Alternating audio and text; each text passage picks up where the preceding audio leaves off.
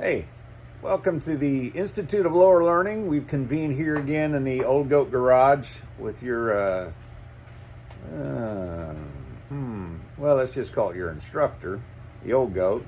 Thought about saying learned, but, well, I've learned a few things. I've mentioned before, and we'll often say, don't have all the answers, but I've made enough of the mistakes. Some would say all the mistakes, and I say that with a smile on my face, but little pang in my heart because, well, I'm still paying for some of those mistakes, but even worse than that, some of the people that I desperately care about are still paying for some of my mistakes. The good news is we weren't made for this old life, and this old life wasn't made for us. There's something better available, and my desire is to help you find that. And in the meantime, help you live a life that's not overwhelmed, not to live a life that's captivated or victimized by your past. My deep conviction is that the things that have happened to me in life really had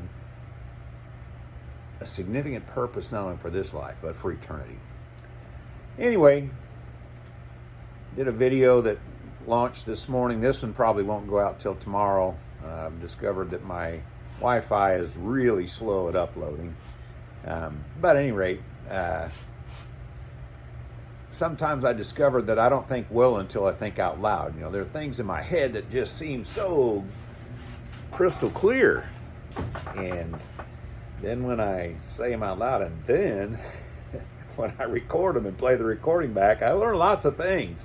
One of the things I've learned is I talk a lot slower on video than I do in person. In fact, some people have accused me of talking way too fast. I'm originally from Illinois, and there's a little more to the story than that, but I've been in Oklahoma long enough that I still like to say sometimes I speak Okie, but at Yankee speed. But that's certainly not the case here. The other thing is I've realized that, particularly in regards to the video that launched today about impossible odds, that sometimes, again, what's going around in my head makes a lot of sense until I say it out loud. And I just, there's nothing that I really want to completely retract, but I think I left a lot of gaping holes in that video. And so this one's being produced with the concept of plugging some of those holes. So at any rate, let's launch, and hopefully this won't take 3 days. Maybe I can get it done.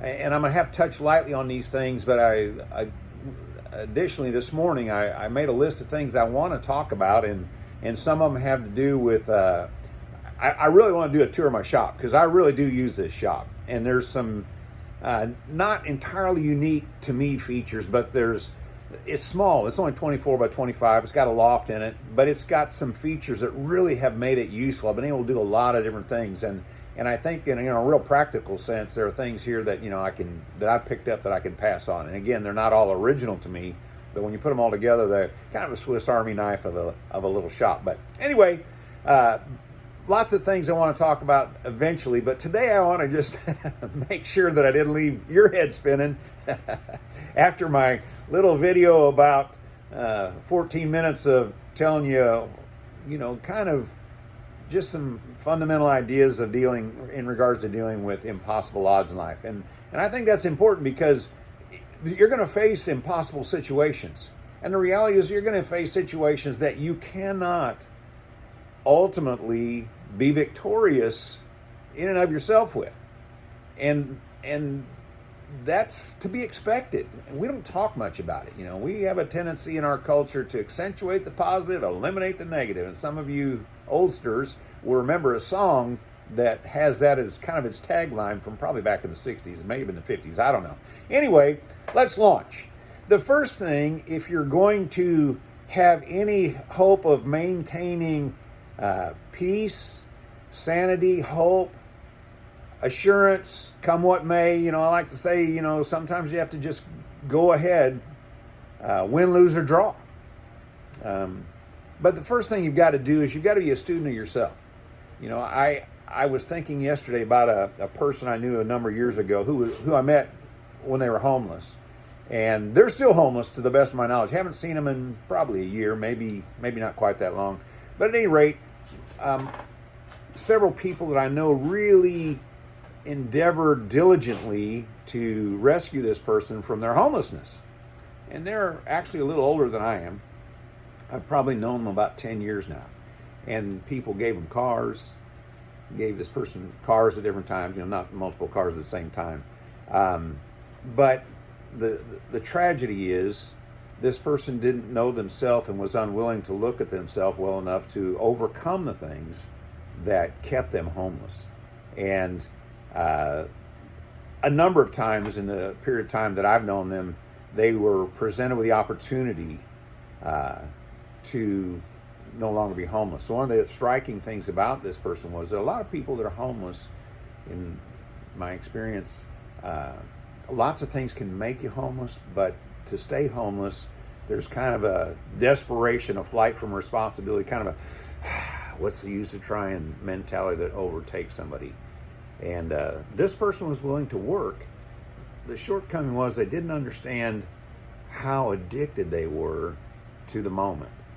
And they, like many people who have had to live by their survival instinct, didn't really see tomorrow because today was going to demand more than they had to give, take more than they had available in the way of resources. And so even when extra resources were presented to them, instead of setting something aside mentally, emotionally, materially, financially, to prepare for tomorrow, they spent it all on today. One of the ways I've expressed over the years is some people, when they get a 10-cent bonus in life, go out and celebrate by spending 12 cents. I'm a little bit wired that way. It took me a long time to, and I'm no master of finances by any means, but it took me a long time to get to the place where I was stable, relatively speaking, and relatively secure in my finances. But anyway, so the first step, though, in overcoming impossible odds is you gotta be a student of yourself. You got to know what your strengths are, what your weaknesses are. And you can't just outwork your stupidity entirely. Now, I've tried, and this is one of the areas where I failed. For a lot of years, I would go out, I would see something, a shiny new bauble that I just had to have, whether it was a tool, a toy, a car, a motorcycle, a new appliance, whatever it happened to be. And I would go get it because I had cash on hand for that thing. And then I would discover that I was one of those people living by their survival instinct, didn't put anything back for tomorrow, and consequently, I had to go out and try and outwork my stupidity. I just had to work too hard, which was not good for my family. Ultimately, my family's needs were met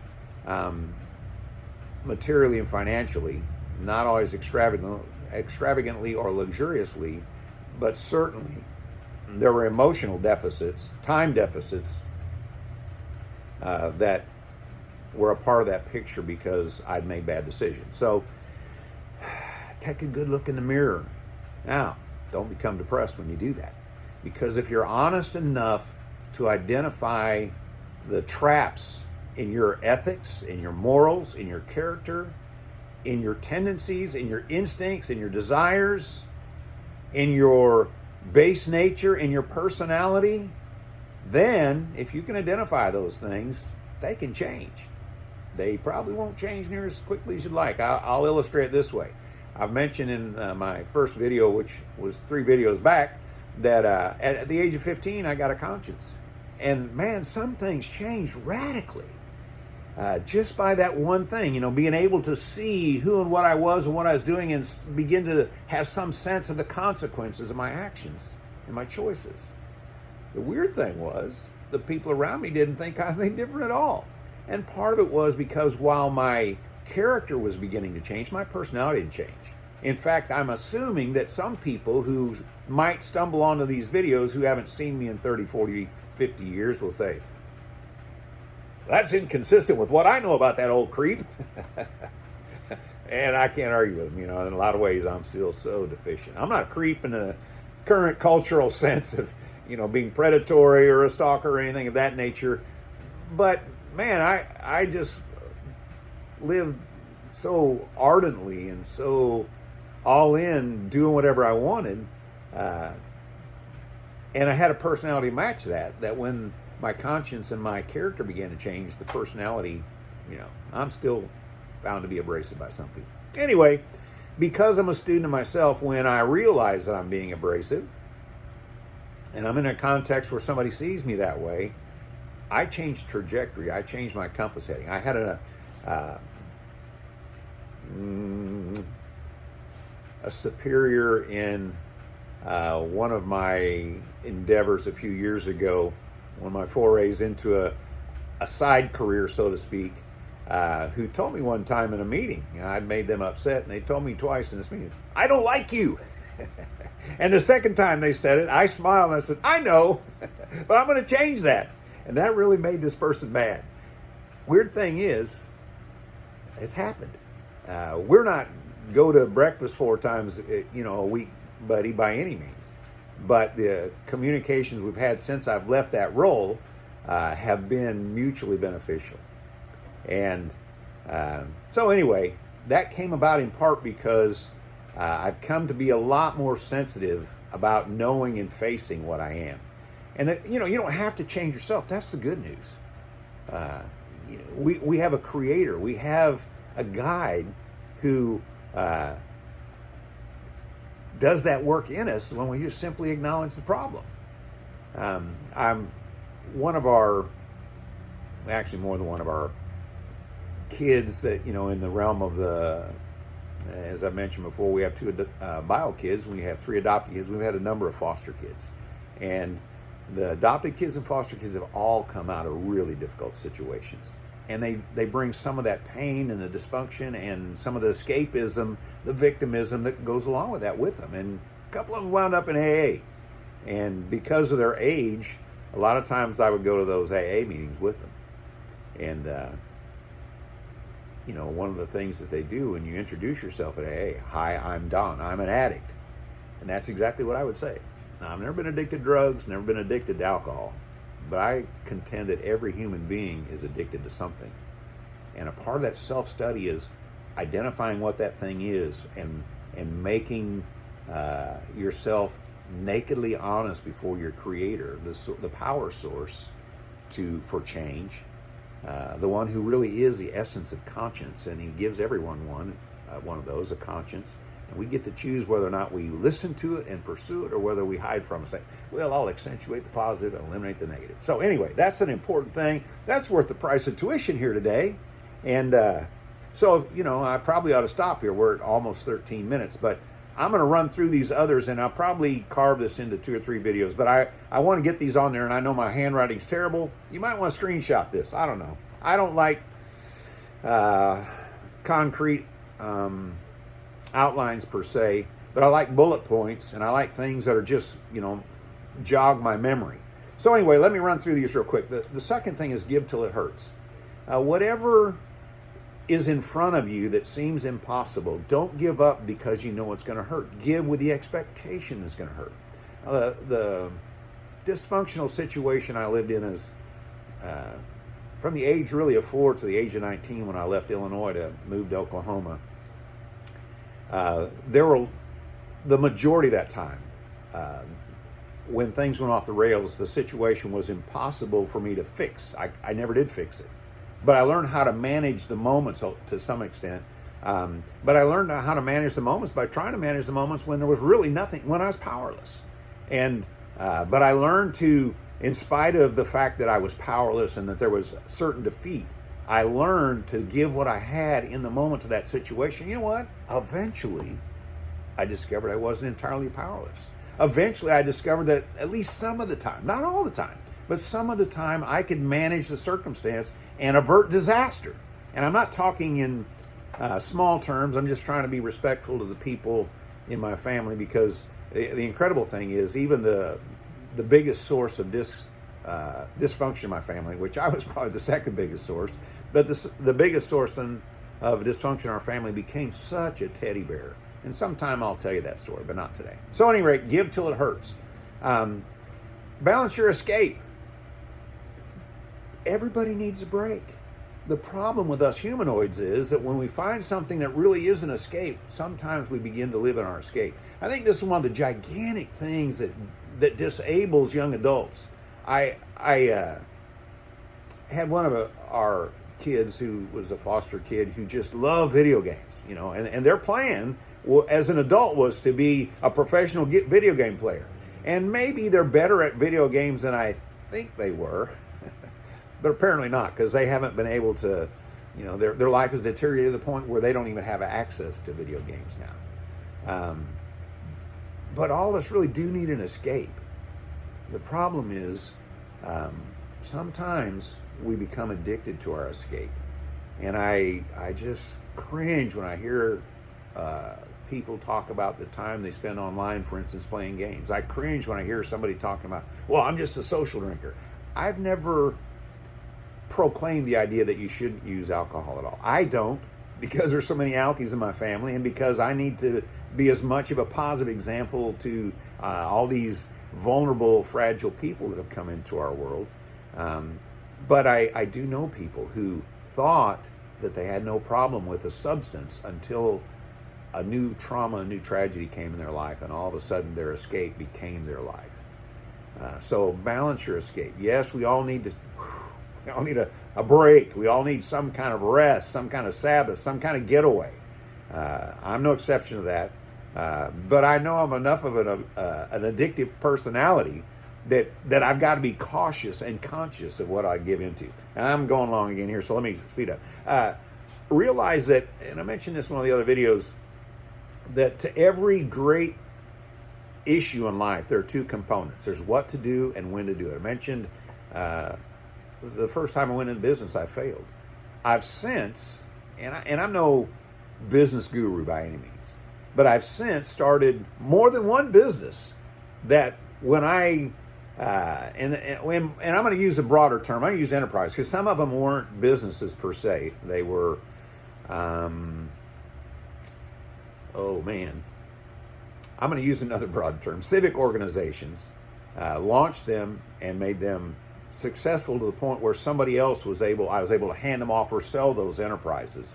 And as mentioned, my big goal in life is not to make money, but it's been a joy to me to help see somebody else take something that I got off the ground, made it stable enough that somebody else could take over and really capitalize on. I get bored, I move on to the next thing. So anyway, but a big piece of that is timing. The first time I went into business, I failed. And I learned from it, and I'm not saying the timing was entirely terrible, but one of the principles that I'm going to get into one of these days in regards to, people that are square one financially is keep your day job. Keep some kind of steady income going while you grow that side job. And ultimately, that's what set me up in large part, not the whole thing. Failure is an important part of success and learning, and you learn that internally more than consciously sometimes, and I certainly did. But while I was doing my day job and doing the nuts and bolts, blue collar, heat and air, plumbing, electrical, carpentry, that kind of stuff on the side, I was setting myself up for success. But a lot of that was timing. There's another principle I call incubation. I have a good friend, my first friend. I got my first friend 2 weeks after I got my conscience. What a weird thing. But at any rate, we're still friends. He's one of my tech gurus. And when we were teenagers, across the bed toolboxes were a brand new thing. And there was a guy in our town who had a really nice orange Ford pickup, lifted 4x4, and he had this toolbox. He wanted it painted to match his truck. And so my friend took on that task. And at one point, we're spraying with a spray gun in a garage in the wintertime in Illinois, which is a trip in itself. But anyway, my friend offered to give me the opportunity, and my timing was just off. My rhythm to try and paint, and of course immediately had runs, and we had to wipe the runs off and start over and stuff. And so after I failed at that, I watched my friend for a while, and I watched his rhythm, and I mimicked, the rhythm he had. I copied it. What's the word? It'll come to me eventually about 2 o'clock tomorrow morning. I promise I won't call. Anyway, after a while I said, hey, Bill, let me try again. And he was really reluctant to let me try again because he'd had to clean up my mess one time. But because of the first effort that had failed and my efforts to acknowledge where my timing was off and where my skill was deficient, The second time I was able to do it. I've painted thousands of things, I'm sure, since then with some kind of sprayer. Whether it's a spray can, where I really needed a good quality finish, or whether it was with the gun. But anyway, so timing and incubation, that just try it. Don't be discouraged if you fail. Walk away, come back at it later, and sometimes that second, or sometimes maybe the third or fourth round, you'll discover you've assimilated, you've acquired, somehow you've absorbed enough additional maturity, information, whatever it may be, that you're able to succeed the second time. Internalize failure. These things kind of go together. Failure is not to belittle you, not to destroy you, not to make a victim of you. Man, that's one of the most terrible things that can happen to a person, is to acquire a victim mentality. I have told lots of people over the years, victims become victimizers. And right along with that, I usually say, to be a victor, you've got to abandon that victim mentality. If you don't, you are guaranteed long-term heartache and failure. There's some other things that go along with that. We'll get into that some of the time. Two more things. One of them's kind of a bonus, but so this is kind of the last thing. Then I'm going to throw a bonus at you. But aim well. I've employed a lot of people over the years, and never had on a mass scale, but I've had a lot of, usually 4 or 5, maybe as many as 8 or 10 employees at different times. But I always kind of quiz them. What are you aiming at? What do you want in life? And of course they look, and most of them have been at square one. They're just getting a toehold. They're just starting, and they're not even sure they have a toehold. And a lot of times it's, I need to make more money. Well, how much more money do you need to make? But they don't know. I said, well, how much would it take to make you comfortable? And usually, these are mostly hourly employees. And usually say, well, if I could make another $1 an hour, I said, well, how much would that be on an annual basis? I don't know. And they've never done the math and never sat down to figure out what their net worth is, what their bills really are on an annual basis. And so they have no idea. And they don't know that $1 an hour is only $2,000 a year. And so they're aiming too low. And even if they get what they're aiming at, it's not going to really change their life much, if any at all. So at any rate, you need to aim well, and not just financially. Here's the ultimate goal. You know what wealth is? It's not money. It's not cars. It's not houses. It's contentment. I can't remember which one of the great tycoons of the early 20th century was asked one time. At that time, he was the richest man in the world. I can't remember. It was Rockefeller, Carnegie, one of those guys. But at any rate, somebody says, you're the richest man in the world. How much, as a journalist, at least this is the way the story goes, how much money do you need before you're going to be satisfied? And he pondered for a moment. He said, just a little bit more. Got a secret for you. If you're not content with what you have, you won't be content with a little bit more. You're going to need more and more and more. And you'll chase that and never arrive there. So at any rate, the first thing in regards to aiming well is aim to be content. I know there's pressure, because sometimes, there are bills, there are tangible needs, whether it's financial, food, relational, whatever, conflicts in your world, but be content and let time work. Took me a lot more years than I would have ever dreamed, and I'm not sure I ever dreamed I'd get out of debt. But I was in my early 60s by the time I finally got out of debt. It didn't have to be that way. When I was in my 40s, I was within $6,000 one time. But I decided I need a bigger house. And this little house we live in was kind of wall to wall with all the kids we had coming and going. But nonetheless, contentment would have served me well there. The second thing is purpose. If your purpose is just to make money, you are a miserable person. I'm not telling you you're a bad person. I'm telling you you're going to experience misery.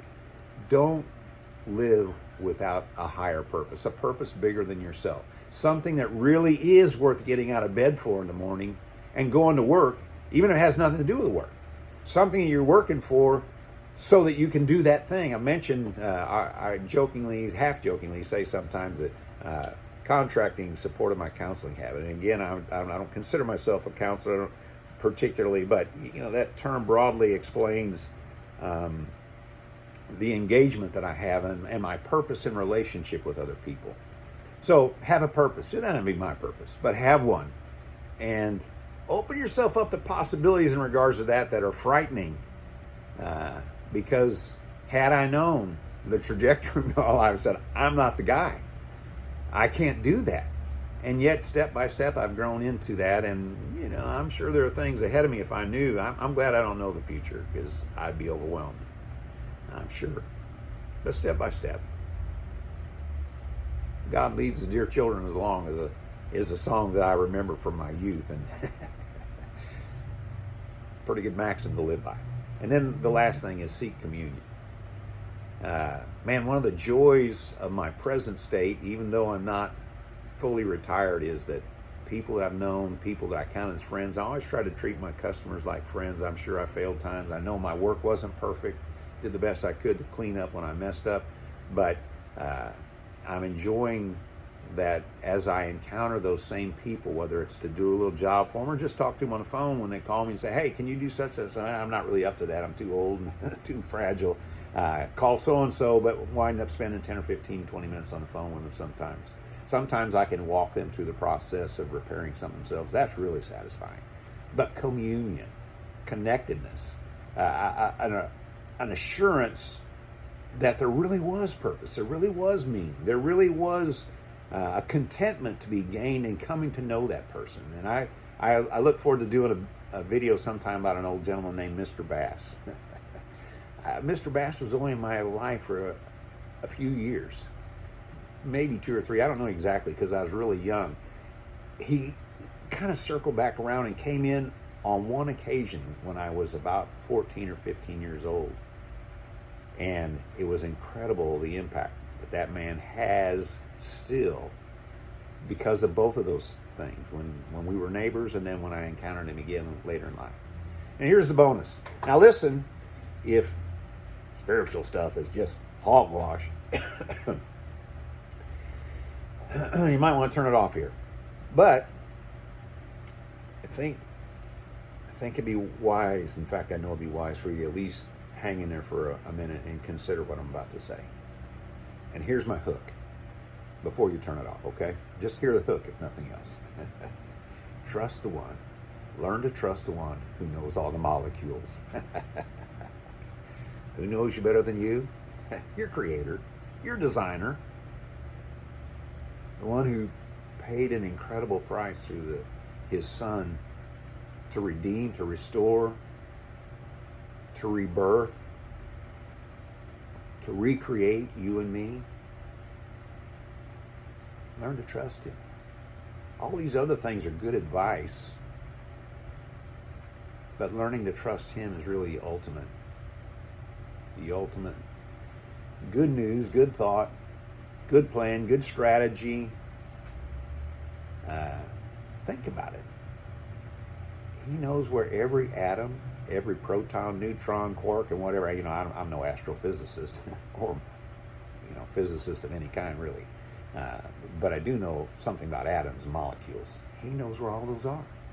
He knows every atom and molecule in my body, in your body. He knows what's going to happen to them. He knows how to arrange them. He set an incredible program into every cell in our bodies called DNA to operate all those molecules. And yet he knows where they are. How ridiculous and how arrogant is it of us to think that we can manage, succeed, climb the mountain without consulting the one who knows where the atoms are. Why would we do such a thing? Oh, I know there are lots of good reasons. I hate religion, depending on how you define it. But for the most part, I hate religion. I am suspicious of religious leaders. I think a lot of them start out with great intentions, but man, the religious system chews them up first, and then they inadvertently kind of turn God's plan into their plan. And their plan and God's plan ain't always the same plan. They think it is a lot of times. But at any rate, the bottom line here, the bonus is trust the one who knows where the molecules are. Hey, hope you come back if something inside, because I know you're not coming here for my face. It's wore out.